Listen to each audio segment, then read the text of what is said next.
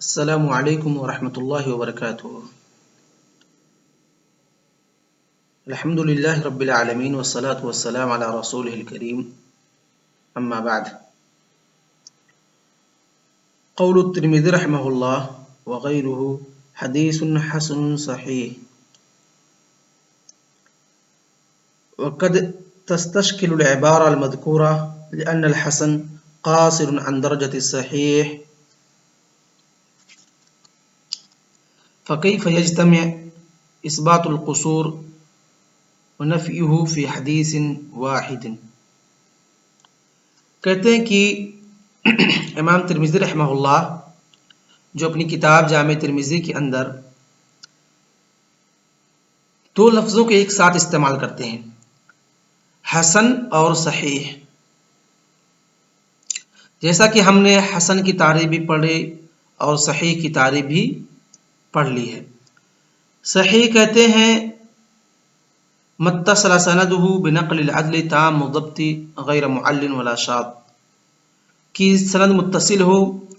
راوی عادل ہو، مکمل ضابط ہو اور حدیث کے اندر کوئی شذوذ و علت نہ ہو۔ اور حسن کی تعریف ہم نے پڑھی متصل سندہ بنقل العدل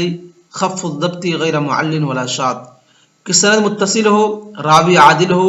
لیکن راوی جو ہو اس کا ضابطہ مکمل نہ ہو، اس کے ضابطے کے اندر کچھ خلل ہو، کچھ کمی ہو، خف الضبط اس کا ضبط ہلکا ہو، غیر معل ولا شاذ، اور اس حدیث کے اندر کوئی شذوذ و علت نہ ہو۔ تو یہاں پر ہم نے جو پڑھی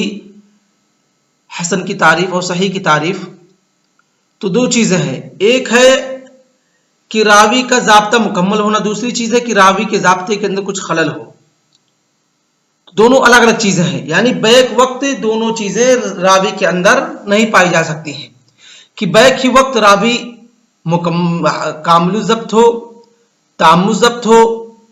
اور اسی وقت وہ خفیف الضبط یا خف الضبط ہو، اس کے ضبط کے اندر کچھ کمی اور کچھ نقص ہو۔ دو الگ الگ چیزیں ہیں، دونوں ایک ساتھ کیسے اکٹھا ہو سکتی ہیں؟ دو الگ الگ چیزیں ہیں،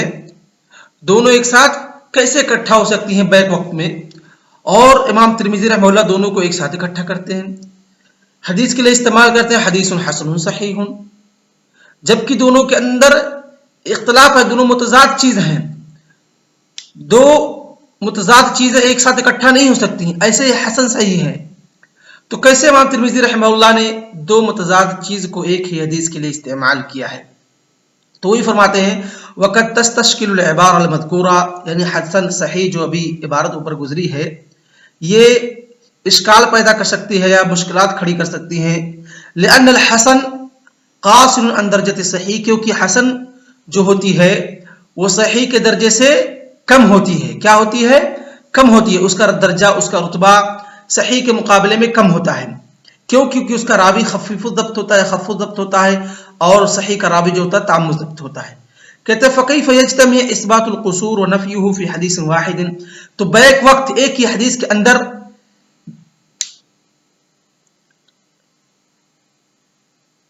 دو چیزوں کو کیسے اکٹھا کر سکتے ہیں؟ اثبات القصور و نفی ہو، کہ کوئی چیز کمی ہے اس کو ثابت کرنا اور کمی کو دور کرنا، دونوں چیزیں کیسے ایک ساتھ اکٹھا ہو سکتی ہیں؟ تو کہتے ہیں کہ اس کا جواب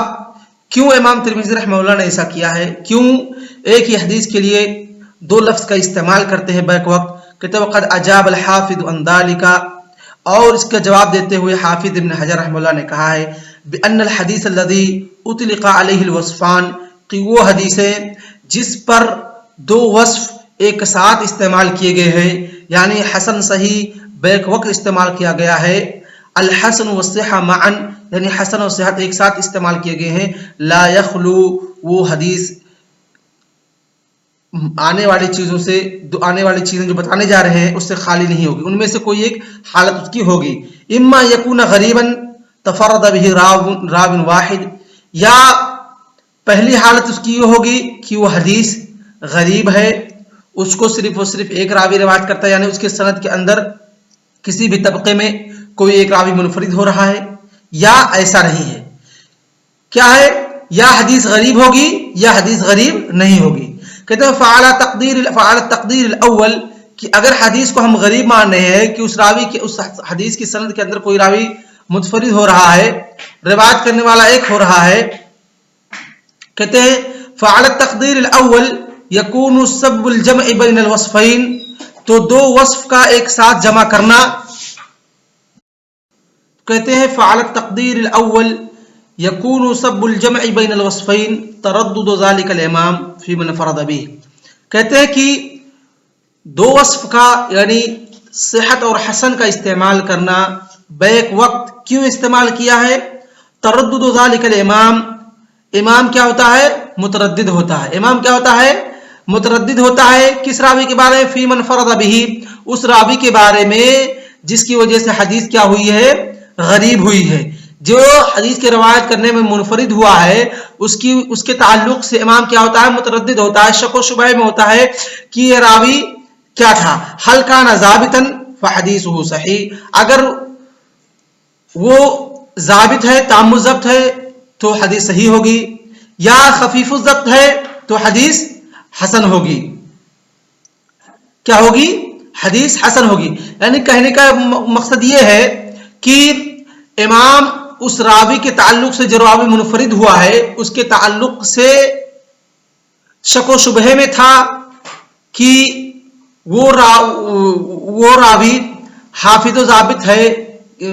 تام الضبط تھا یا خفیف الضبط تھا، کیا ہے؟ اس کے تعلق سے اس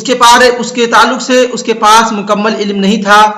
اس لیے اس نے یعنی امام ترمذی رحمہ اللہ نے یا جو بھی حسن صحیح ایک ساتھ بیک وقت استعمال کرتے ہیں انہوں نے حسن اور صحیح دونوں کا لفظ استعمال کیا کہ اگر یہ راوی تام الضبط رہا تب تو حدیث کی حسن ہو جائے گی، اگر خفیف الضبط رہا تو اس کی حدیث کیا ہو جائے گی؟ حسن ہو جائے گی۔ تو کہتے ہیں وتقدیر العبارہ،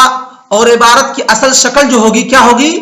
اس طرح نہیں ہوگی حدیث حسن صحیح، بلکہ اس کی جو تقدیر عبارت ہے، جو پوشیدہ عبارت ہے وہ ہے حدیث حسن او صحیح، کیا ہے؟ حدیث حسن او صحیح، کیا ہوگی؟ کہ حدیث حسن ہے یا صحیح ہے، یعنی اگر وہ منفرد راوی اگر تام الضبط رہا تو حدیث حسن رہے گی، اگر خفیف الضبط رہا تو حدیث کیا رہے گی؟ حسن رہے گی۔ وَيَكُونُ دُونَ مَا قِيلَهُ فِيهِ صَحِيحٌ بِالْجَزْمِ، وَيَكُونُ دُونَ مَا قِيلَ فِيهِ صَحِيحٌ بِالْجَزْمِ، اور جو حدیث جس کی حالت ایسی نہ ہو کہ اس کی حدیث کے اندر کوئی راوی منفرد ہو یا وہ حدیث غریب ہو، اگر اس کے تعلق سے ایسا کہا گیا ہے اور راوی خفیف الضبط نہیں ہے تو کیا ہو گیا؟ حدیث صحیح بالجزم۔ وعلی التقدیر الثانی، کہتے ہیں جو دوسری تقدیر ہے، جو دوسری عبارت ہے کہ راوی کی حدیث کیا ہو، کیا بتایا کہ لا یخلو اما یکون غریبا تفرد به راو واحد او لا، ایک ہے کہ پہلی حالت حدیث غریب ہو، اس کے اندر کوئی راوی منفرد ہو رہا ہے، یا اگر ایسا نہیں ہے وکون الحدیث غیر فرد، یہ کہ حدیث فرد نہ ہو، حدیث غریب نہ ہو، تو کیا ہے؟ یکون ذلک الجمع باعتبار اسنادین احدهما صحیح والآخر حسن، تو کہتے ہیں کہ اگر حدیث غریب نہیں ہے تو یکون ذلک الجمع، تو یہ جو دو لفظ ایک ساتھ استعمال کرتے ہیں ایک حدیث کے لیے کہ حسن صحیح باعتبار اسنادین، اس کا اعتبار دو سندوں کی وجہ سے ہوگا، کیونکہ جب وہ حدیث غریب نہیں ہوگی تو وہ حدیث کئی سندوں سے آئے گی، ہو سکتا ہے کسی سند سے وہ حدیث صحیح ہو اور کسی سند سے وہ حدیث حسن ہو، تو کہتے ہیں احدهما صحیح والآخر حسن، تو اس لیے کہ ہو سکتا ہے ایک سند سے وہ حدیث صحیح ہو اور دوسری سند سے وہ حدیث حسن ہو، اس لیے امام نے یا جس نے بھی حدیث کے لیے حسن اور صحیح کا لفظ بیک وقت استعمال کیا ہے تو ان کا کہنے کا مقصد یہ ہے کہ یہ حدیث ایک سند سے صحیح ہے اور دوسری سند سے صحیح حسن ہے۔ فاطلق علیہ الوصفان باعتبار اسنادہ، تو اس پر جو دو وصف یعنی حسن و صحیح کا بیک وقت استعمال کیا گیا ہے وہ اس کے سند کے اعتبار سے استعمال کیا گیا ہے، کس اعتبار سے؟ سند کے اعتبار سے استعمال کیا گیا ہے۔ وَيَكُونُ أَقْوَى مِمَّا قِيلَ فِيهِ صَحِيحٌ فَقَط، اور اگر کوئی ایسی حدیث جس کے لیے صرف اور صرف صحیح کا استعمال کیا گیا ہے، اور وہ حدیث جس کے لیے صرف اور صرف صحیح کا استعمال کیا گیا ہے، یہ حدیث جس کے لیے صحیح اور حسن دونوں کا لفظ اس کے ساتھ استعمال کیا گیا ہے، یہ حدیث زیادہ قوی ہوتی ہے درجے کے اعتبار سے، مرتبے کے اعتبار سے۔ اور مثال اس کی حدیث کی، حدیث لولا ان اشق علی امتی لامرتهم بالسواک عند كل صلاۃ، کہ اگر میری امت پر یہ بات مشقت نہ گزرتی، شاق نہ گزرتی، تو میں ان کو حکم دیتا کہ وہ ہر نماز کے وقت مسواک کریں۔ کہتے رواہ شیخان من طریق صحیح، کہ شیخان بخاری مسلم نے اس حدیث کو صحیح طریق سے روایت کیا ہے۔ واخرجہ الترمذی ایضا من طریق محمد بن عمرو المذکور، اور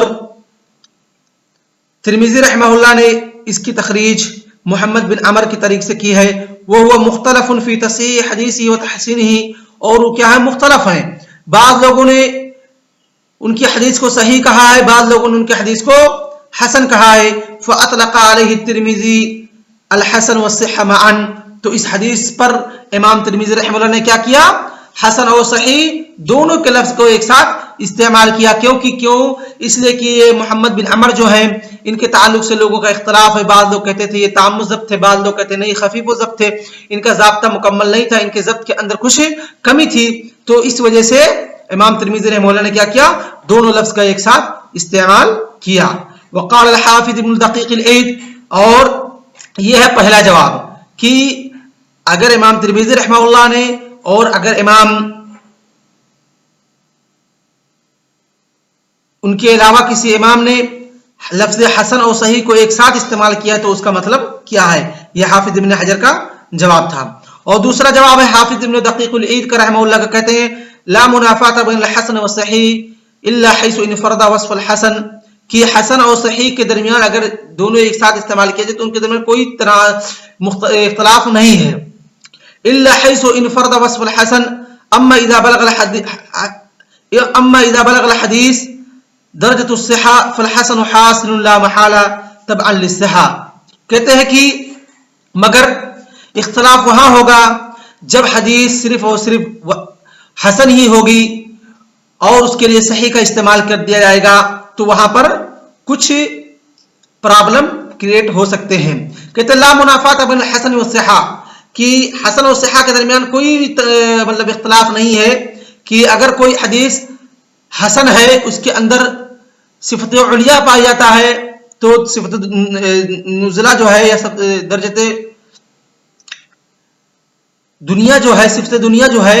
وہ بدرجہ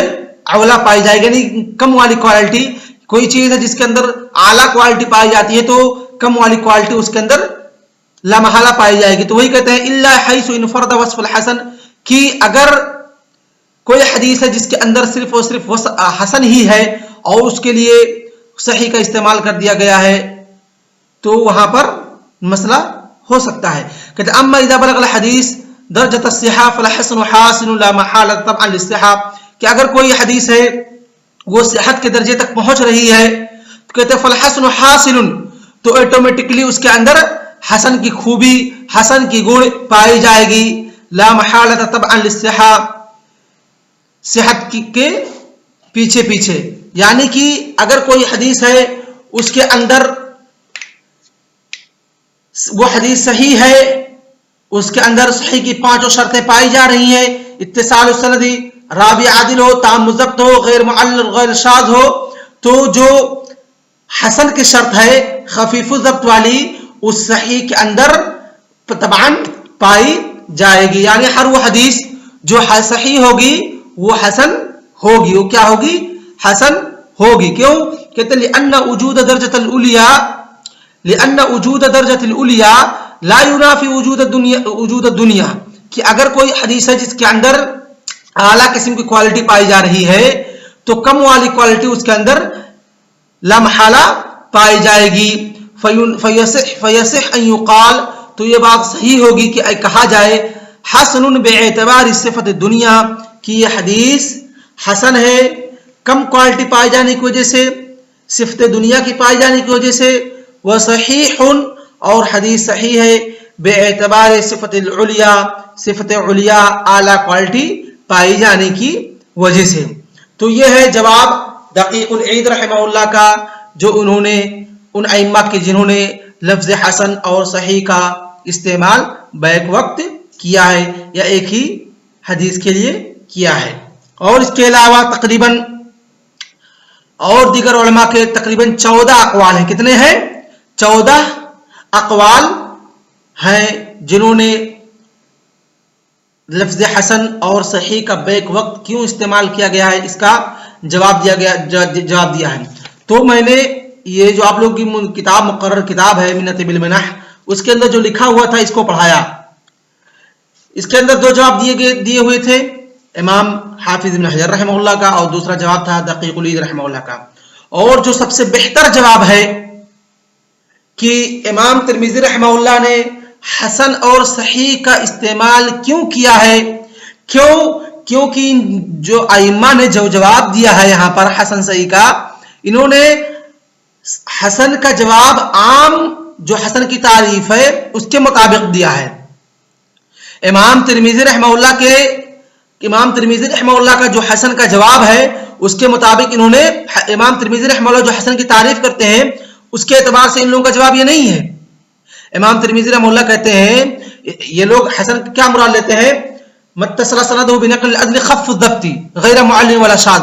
اور امام ترمذی رحمہ اللہ حسن سے مراد یہ حسن نہیں لیتے ہیں، بلکہ وہ کہتے ہیں والحسن عندنا حيث قال امام الترمذی رحمہ اللہ فی آخر کتابہ الجامع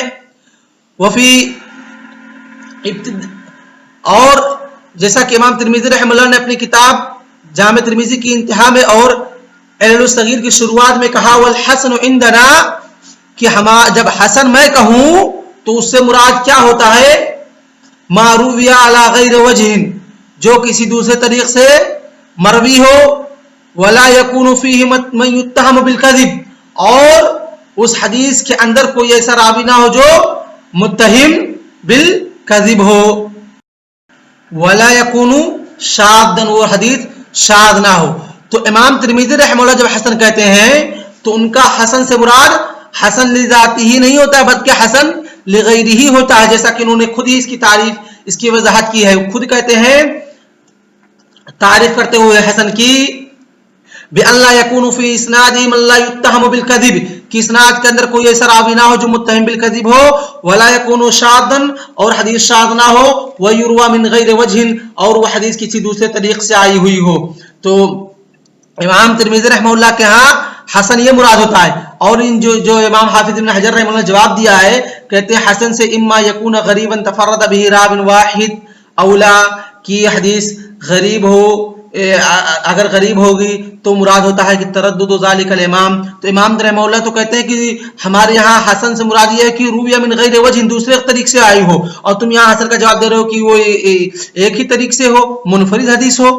کیسے جواب دو گے؟ تو اس کا سب سے بہتر جواب جو ہے امام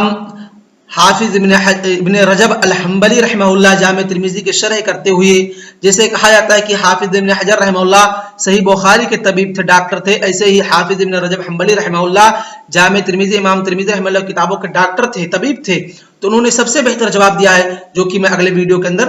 آپ لوگوں کو پڑھاؤں گا، وہ ویڈیو آپ لوگ ضرور دیکھیے گا۔ اور آج کا درس اسی پر اکتفا کرتے ہیں۔ وصلی اللہ علی نبینا محمد وعلی آلہ وصحبہ اجمعین، والسلام علیکم ورحمۃ اللہ وبرکاتہ۔